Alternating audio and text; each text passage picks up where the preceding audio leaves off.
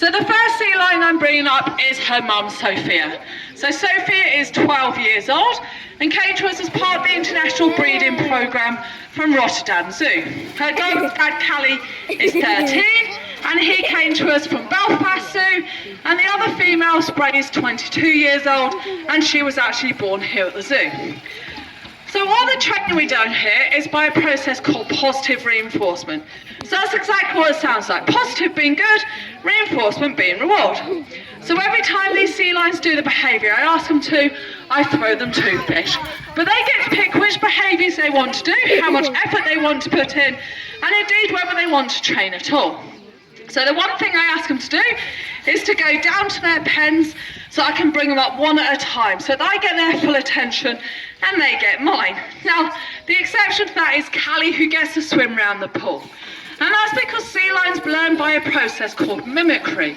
So this is basically where they copy the rest of their colony's behaviours to learn how to get their fish. Then when they get to this station, they get to choose whether they do the behaviour or not. So I ask for a behaviour like this, and if they don't want to do it, they ignore me like that. The other option they have is to go swimming off and do a different behaviour, or if they want to end their training session early, they just go back down to their pen. So it really is their choice how much effort they put in. Now you won't notice that every time I throw them 2 fish, they just swallow it whole. And that's because sea lions don't actually chew their fish, they just swallow it whole. And if you look at their teeth are actually black. Now they're black not because they're rotten, but because they don't have enamel on their teeth. And it's the enamel that keeps our teeth nice and white and strong. Now what they do have in their mouth is basically 5 bacteria that we don't have. So if I even get scratched by a sea lion's teeth, I have to go straight to hospital and get myself some antibiotics. Otherwise I'll end up with something called seal finger. Now that may sound like a fantastic superpower, but what it actually means is my finger could swell off and fall off, couldn't it? Yes, it could. So I really don't fancy that. So what we do when we first start training, we start with something called a target stick. And this is basically this lovely long pole here with a squishy end on it. Now that squishy end means that I can hold this at a distance away from her mouth and ask her to touch it. Good girl. From that process on, we can move it around. Now the reason it's got a squishy end on it is it means that my hand's away from her mouth and her teeth are away from me. But obviously when you're asking someone to start training, it's like asking them to do something in a foreign language. They don't necessarily understand it, so it can be quite frustrating. So it just gives them that something soft to bite onto that's not going to cause them or me any damage. And then obviously from that point we can move to our hand signals to having our body much closer to them. Now Californian sea lions are very much like dogs. They give you all sorts of warnings if they're not happy. So they might start with a bark, then an open mouth gesture, a threat, a lunge, and all that before they actually start biting you. So it is down to us to learn their behaviour, and much like a dog, if they don't know you and you go near them, you're going to get bitten. They will defend their territory. Now in the wild, what happens is the males go up to the beach in May and they do lots of barking. Whoever's got the loudest, the deepest bark would win a physical fight. So it just saves them coming down to that physical fight. Then the girls come along, they pick their favourite boyfriends, they pick the part of the beach where they were born, or where they've given birth before. Then they relax and have their pups. 2 weeks later, that's when the boys get to have their fun.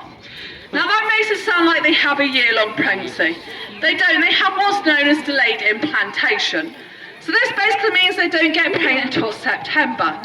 But it does mean that obviously, if there isn't enough food around, these animals just don't get pregnant, do they, Casper? No.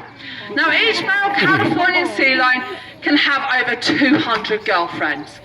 So they do get quite cramped on the beach. Now you will notice there is a major size difference between a male Californian sea lion and a female Californian sea lions.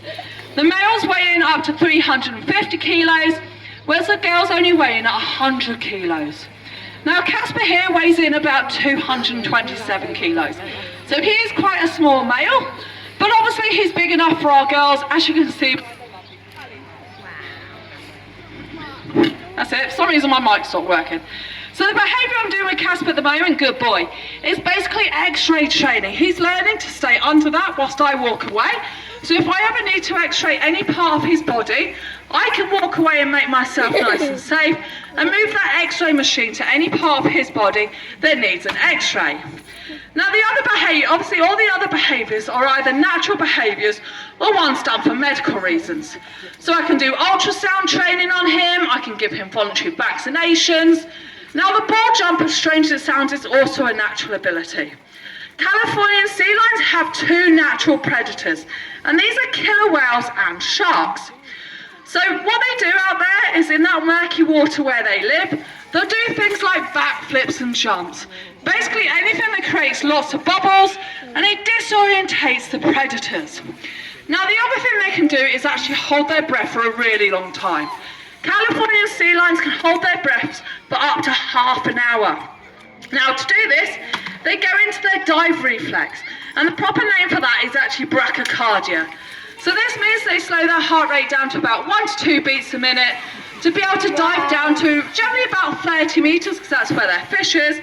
But the record for a Californian sea lion has been 265 metres. So they really can go quite deep. Now, as I said, these are Californian sea lions. So as the name describes, you do find them off the coast of California. But you can actually find them as far north as Canada and right down to the Gulf of Mexico. So they do have quite a large home range. But out there, as I say, the water's incredibly murky. So as well as swallowing their fish whole, you'll notice that every time they get their fish thrown to them, they actually bring their lovely whiskers forwards. Now these whiskers are full of nerve endings, so they feel all the vibrations of the fish moving through the water, so they can pinpoint exactly where that fish is to be able to grab it and swallow as much as they can. Now obviously they are incredibly large animals, so they do need to eat quite a lot of fish. But it's not just swimming fish they eat. They eat shellfish, jellyfish, octopus, squid, anything you think of fishy and lives in the ocean, a sea lion would quite happily eat. And that's where us humans come in a bit of conflict with them. We like to eat seafood as well. So I don't say don't eat fish, please carry on eating it, but just look for the marine sustainability sign. This basically is a little blue fish on a white background, or blue fish on a white background, and it says that it's taken to a sustainable level. It means there's plenty out there to carry on breeding, and lots for the marine animals to carry on eating. Now this last animal up here is Spray, aren't you Spray? And she actually was born here at the zoo like Callie. So when led to believe she knew over 30 behaviours before she was even old enough to eat fish. But she's not getting on so well with Callie from day to day, and occasionally they have shouting matches. So if they do, don't worry, they don't cause anyone any damage, they literally just shout at each other. Now the other big problem they have is plastic pollution. So this is anywhere from the tiny little microparticles right up to things like fishing nets and sieves. Now she's decided she's going to end her training session there. So that does bring me to the end of our sea lion display today. I'm just going to go give everyone their own share at lunch, and then I'll be bringing them back up for a scatter. So if anyone has any questions when I come back up, give me a big wave and I'll come over and answer as many questions as I can. If not, I'd just like to say thank you very much for coming to the Welsh Mountain Zoo today. Without your entrance fee, we couldn't carry on looking after these fantastic animals, and indeed supporting all the charities we do. Our next tour this afternoon is at 2:30, and that's on our Eurasian brown bears. So I do hope to see you over there. If not, I'd just like to say thank you very much for listening, and please enjoy the rest of your day.